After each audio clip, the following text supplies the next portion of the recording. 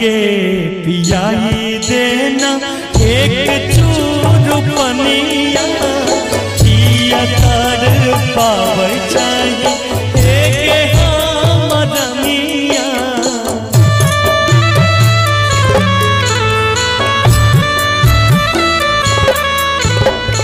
आई के पियाई देना एक चूर पनिया पिया तर पावे चाहिए एक हमरनिया।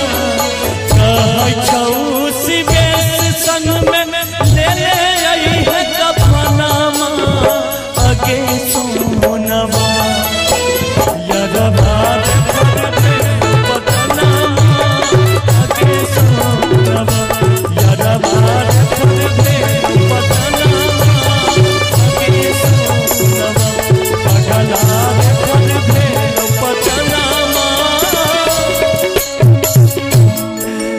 अगे सोनवा।